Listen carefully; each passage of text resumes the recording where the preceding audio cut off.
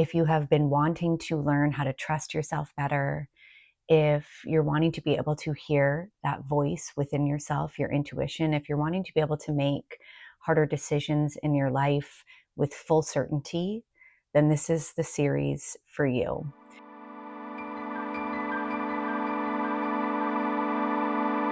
Hello, hello, hello. Welcome to help you be able to feel greater certainty in your life, in your relationships, with your career, with your health, in every aspect of your life. Because truly, your intuition, this peace within you, this truth within you, is here to guide you every step of the way. And often it is not that you're not connected to it. What I have found on the journey is that it's about learning how to trust it. This has been a really big piece for me on my journey.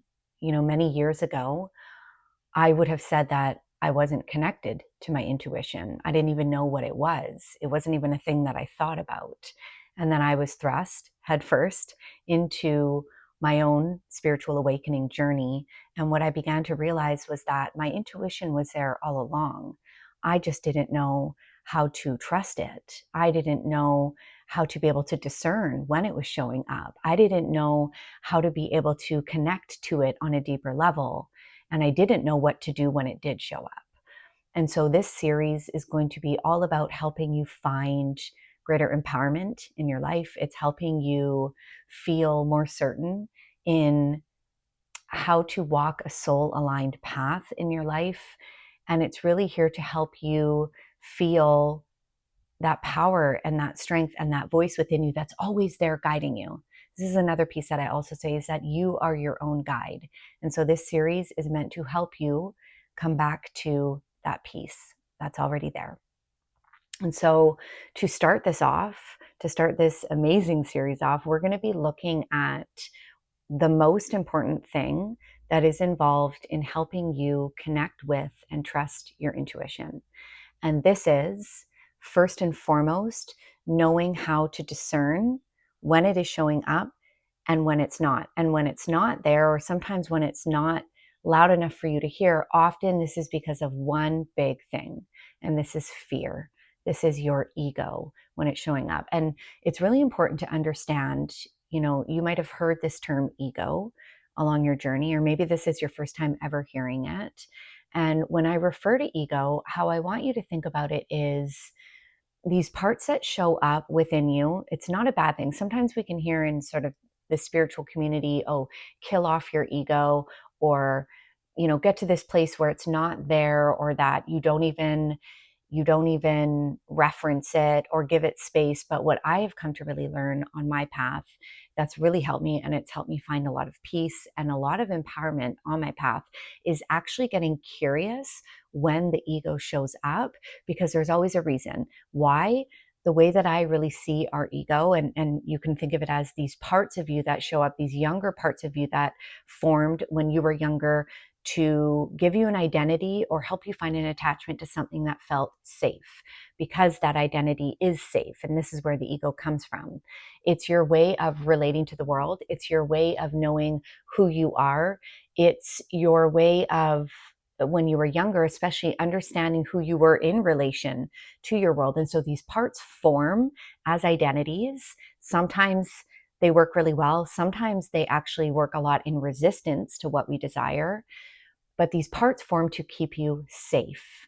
And so when I refer to the ego throughout this series, how I want you to think of it as a part of you that is showing up that's potentially trying to keep you safe in something that you've always known, whether that is an environment, career, relationship, or an identity of who you've always been and how it's always looked. Okay? So this is going to be a big piece that we explore in our first session today.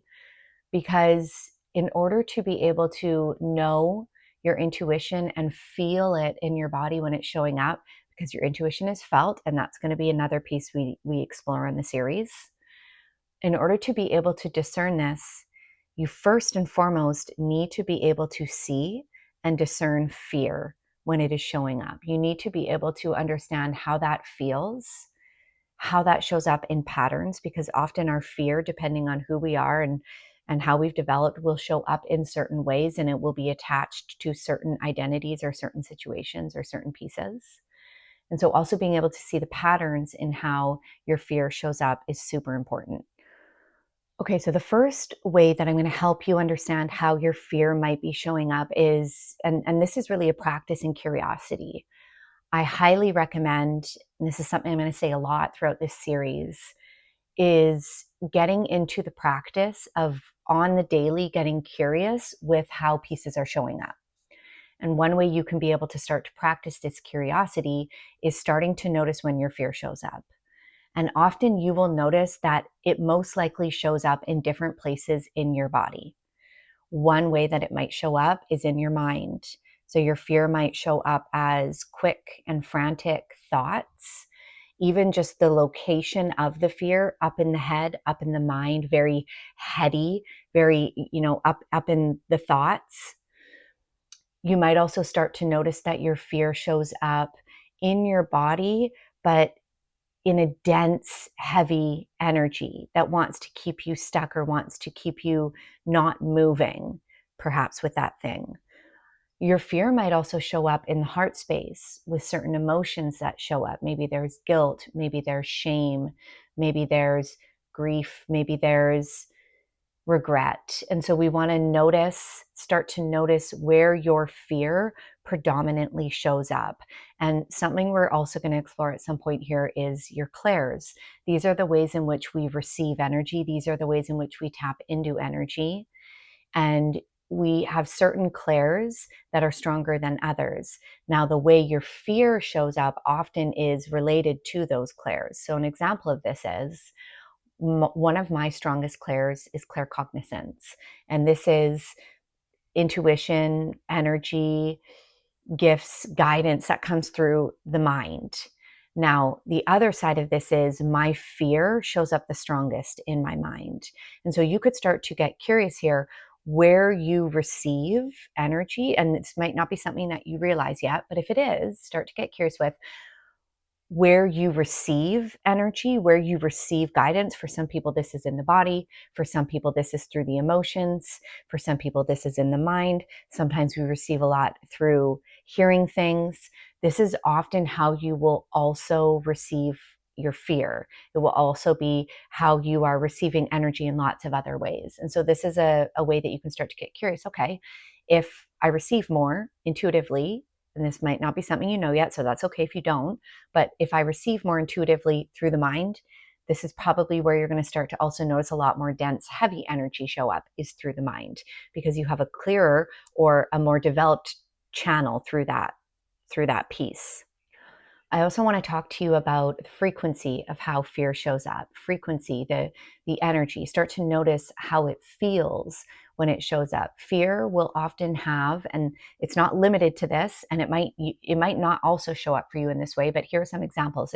It could have a heavier, denser, thicker, stickier energy to it, where it's harder to move, it's harder to work with, it keeps you stuck, because there's also a nervous system response that's showing up when our fear shows up, right? Thinking of when we're in fight flight or when we're in freeze, noticing how that fear shows up, if it's quick and frantic, chaotic feeling, or if it's heavy, denser, stuck feeling.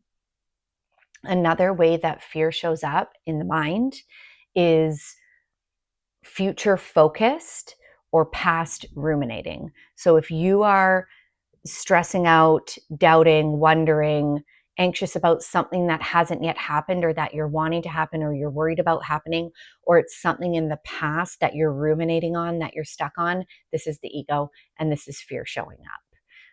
Intuition is present. Intuition is in the here and now. This is often where sometimes we'll receive something out of nowhere. Often it's because we will have been very present in that moment and it was able to drop in. So noticing as well, if you have thoughts showing up or if you're ruminating on something, if it's in the future or it's in the past, that's your ego. And to add to this, your fear, the ego, its best job is to take you out of the present moment, because when we are fully present, we are not attached to something. When we are fully present, we are open and in receiving mode. When we are fully present, there is no identity taking place. And all of those things are how the ego functions. The ego functions on having an identity. The ego functions on attaching to something. And so really noticing that anytime that you're not in the present moment, your ego is at play.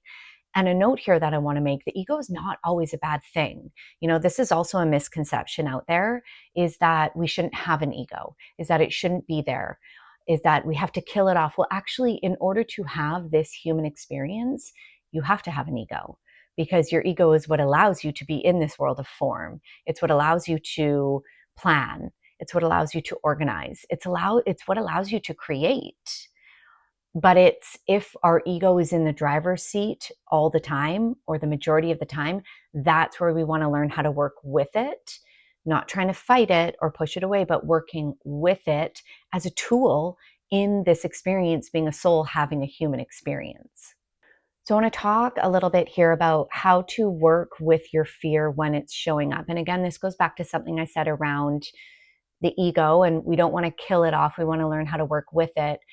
I really want you to begin to approach your fear with curiosity, to begin to approach your ego with curiosity, because when we get on this journey, we start to become more present. We start to work through the really hard things. We start to create a greater bandwidth to be able to hold more and to release some of the identities and some of the attachments that are no longer serving us. And learning how to work with your fear and with your ego is such a big piece here, because when we don't know how to work with this important piece, that's where resistance shows up. That's where we will get stuck. That's where we will find ourselves in patterns and cycles that continue, because there is a latching on. The stuckness is related to being attached to something, and often there's an identity at play that we're fighting. And so what I want you to do here in terms of working with your fear is, one, as you start to notice it showing up, getting curious with what's here. What is the fear that's showing up? What might it be attached to? What part of me might be scared of getting lost or shedding or releasing, or what part of me wants to hold on because that feels safer? So getting curious. I also want you to bring in, what is something that I'm desiring that this fear could be connected to? Because often fear, our ego, will show up in resistance when we are stepping into something new for ourselves. So again, curiosity, reflecting, and then you want to start to see, what am I needing here to feel safer in my expansion? Because this isn't about, again, just pushing it away. It's about learning how to work with it. These are parts of you that formed at a younger age, these identities that formed based off of who you've been, based off of how you thought it was supposed to be, based off of your environment, your family, your primary caregivers. And so there is an attachment here that's very real. And so you want to get curious with, what am I needing here to feel safer, to become more present, to be able to start to hear my truth that wants to come through, to my expansion. And it's in that safety that the fear, you learn how to work with it more, and it begins to dissipate. And your system starts to become safer to relax. And that's where you begin to access more of the intuition, because you're building trust. The last piece here that I want to say, and then I'm going to give you some prompts to work with this piece so that you can get better at seeing the fear when it's showing up. And we're going to be looking at intuition in such a deep way in this series. And this is going to come in the next ones following.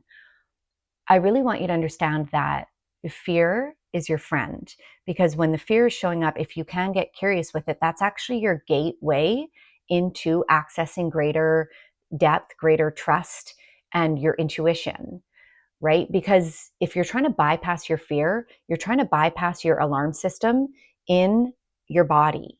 And when we try to bypass that, that's actually taking us further away from being able to access our truth. And so, one, getting curious when it's showing up, and two, really beginning to see that the more relaxed your system is, the more in trust you feel, the more open. If you think about your intuition as, it comes through as this cylinder, this column within you, in your body, that's related to all of your energy centers. And we're going to be talking about this as well to come. But your intuition comes through your channel. If your channel is stuck in fear, stuck in resistance, stuck in fight, freeze, fight, flight, you are not going to be able to access your truth. And so this is about not trying to bypass, going through that gate, that gate of fear, getting curious with it, creating greater safety in your system so that you can access more of your truth. So I'm going to read to you some very helpful prompts that you can use to begin to get curious with the fear that is showing up in order to build greater trust in your system to access more of your intuition. 1, where is this voice or fear coming from within me, and how does it feel in my body? 2, what might this fear be protecting me from? 3, what pattern might this fear follow? And so what I mean by that is getting curious with, does this fear show up a lot? Does it show up in certain situations, in certain experiences with certain people? Starting to get curious with your patterns is such a big way that you begin to feel greater empowerment on your path, because everything is connected and often everything shows up in patterns.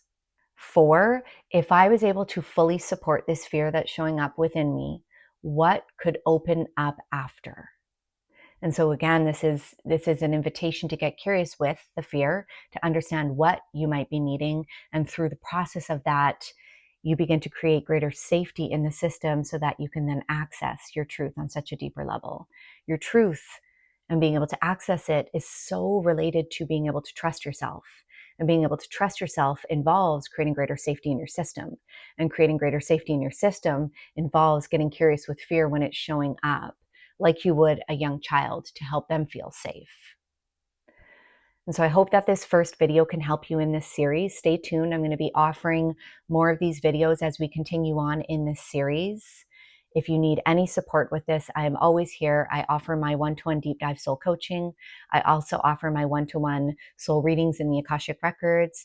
And if you're needing more support and you want to explore more of the awakening work that I do with clients, I have a free guide on how to support you in your awakening journey, which lays out all the different steps that we go through, all the different phases, and how to better support yourself through that experience.